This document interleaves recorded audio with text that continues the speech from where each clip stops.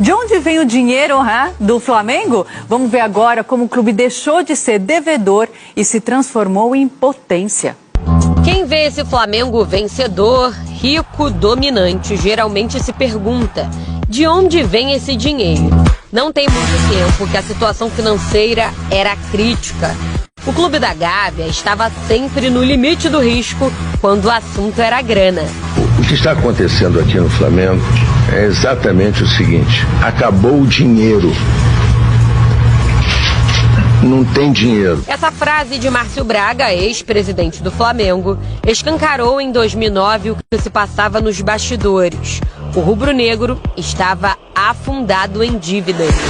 O salário às vezes atrasava um pouco, né, na minha época de Flamengo, um mês, 2 meses, mas de uma forma geral a gente sempre acabava recebendo e terminando o ano em dia ou muito próximo disso, né? Acontece que não foi da noite para o dia que os cofres ficaram cheios. O clube passou por um longo processo de reestruturação. O jogo só começou a virar a partir da gestão de Eduardo Bandeira de Melo, no fim de 2012, há 10 anos.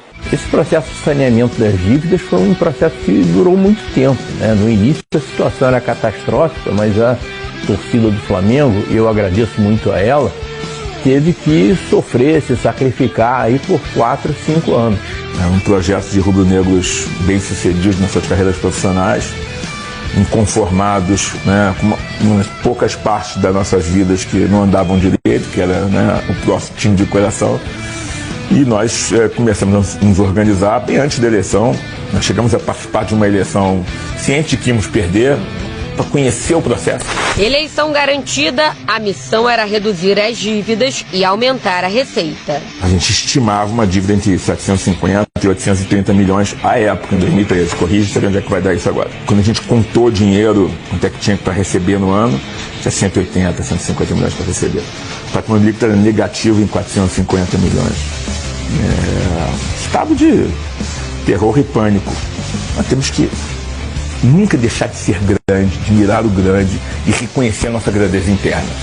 Mas você não pode ser cego à sua realidade. E a realidade do Flamengo era de fome. E ao longo do tempo fomos qualificando muito as pessoas. Então, como eu te falei, primeiro ano, 2013, 260 milhões. Segundo ano, 360 milhões. Nós lançamos o programa de sócio-torcedor em 26 de março. De 2013, foi muito rápido. Internacional de Porto Alegre, que eu dei como exemplo, já ganhava um dinheirão com um programa de sócio-torcedor, né? Já tinham outros clubes que tinham, o Flamengo não tinha colocado em prática. No primeiro ano, se eu não me engano, o programa de sócio-torcedor já trouxe uma receita do Flamengo de 26 milhões de reais. Logo no primeiro ano de gestão, o Flamengo conquistou o título da Copa do Brasil. Bola, campeão da Copa do Brasil, Flamengo é verdade!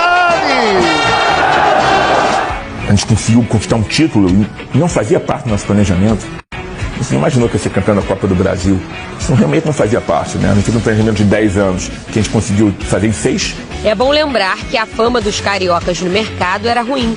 Aliás, carregavam uma das maiores dívidas do futebol brasileiro. Faltava credibilidade. O que acontecia quando a gente ia falar com os patrocinadores, potenciais patrocinadores, com os fornecedores do Flamengo? Eu vivi isso. Você chegava lá pro cara, né, uma administração nova, falava assim: olha, a gente é muito diferente, a nossa história é assim, a história, né, um monte de gente com uma visão empresarial aqui no clube. Então faz o seguinte, eu tô te devendo uma nota preta, mas continua me fornecendo e eu vou estabelecer aqui uma forma de te pagar a dívida de uma maneira homogênea. Aí o cara falava: pô,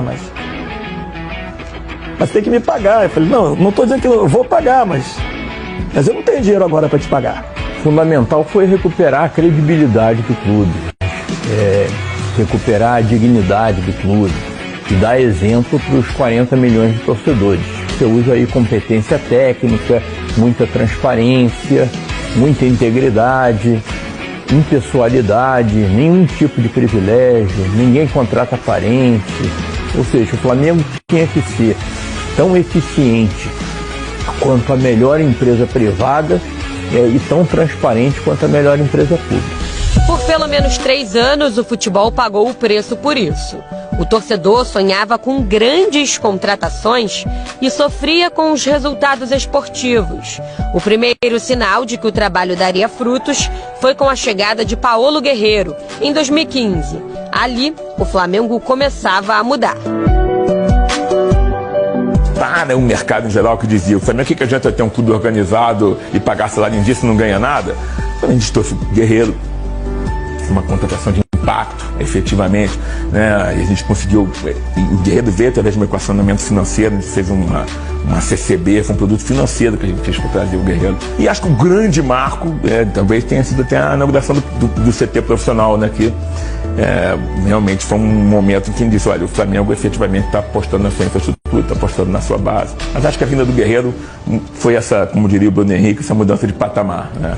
A merecida reeleição de Bandeira, em 2016, prometia fazer o futebol decolar. Com dinheiro em caixa, a estrutura do CT também melhorou. Já veio o Diego, né? Foi outra contratação importante. Poderia ser campeão? Poderia, tanto que chegou perto.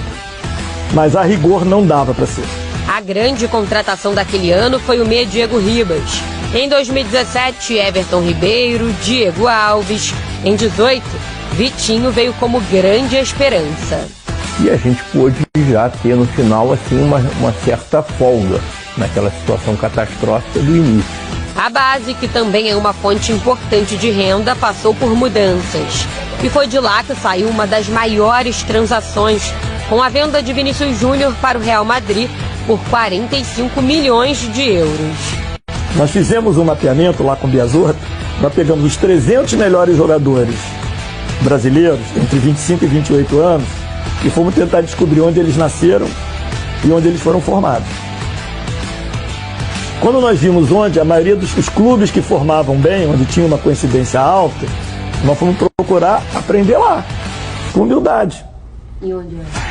Atlético Paranaense era um belo exemplo, São Paulo era outro exemplo, o Internacional de Porto Alegre era outro exemplo. O faturamento aumentou, a dívida foi caindo. Veio a passagem de bastão para Rodolfo Landim em 2019.